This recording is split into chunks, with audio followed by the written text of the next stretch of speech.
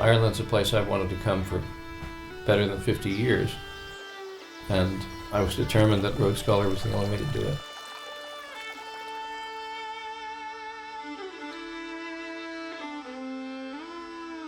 I've always been fascinated by its history, culture. It's just incredible. We're in Ireland. Somewhere in Adair, Ireland. I've always felt connected to the people because of our backgrounds, but having the right guide who is familiar with everything, who can say to you, you know, this is what I'm proud of and this is what's so wonderful. And it really makes you feel like you're part of the culture, not just visitors. I'm the Rhodes Scholar Group Leader for the Town and Country programme. And I'm from southeast of Ireland, an area known as County Waterford. I've been a group leader for 10 years now.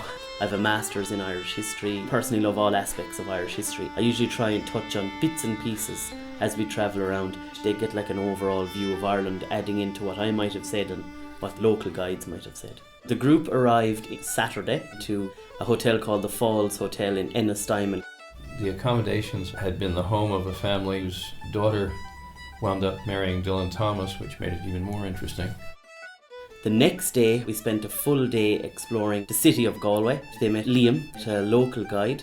He gave them a guided walking tour of Galway. The next day would be the Dingle Peninsula, which has been described by the National Geographic as the most picturesque place on Earth.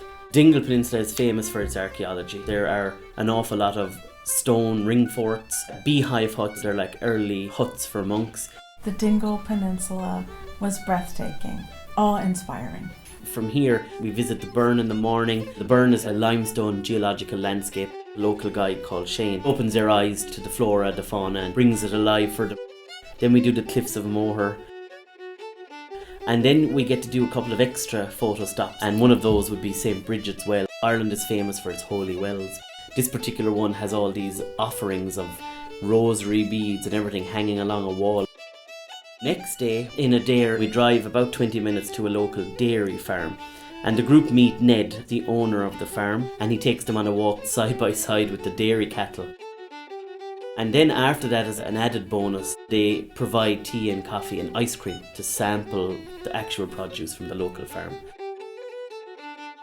From here we go on to Dublin, our capital. It's got wonderful history. We took a city tour of Dublin. It was spectacular. St. Patrick's and Trinity College and the historic library, which is just phenomenal. And then seeing the Book of Kells, which is history wrapped up in vellum pages. Ireland is truly a beautiful place.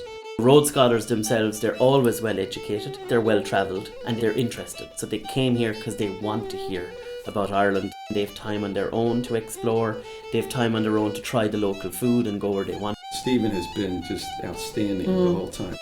Rhodes Scholar gives you the complete tour and background of the place, and then lets you explore it yourself. We really did meet some great people and people that we fully intend to stay in touch with.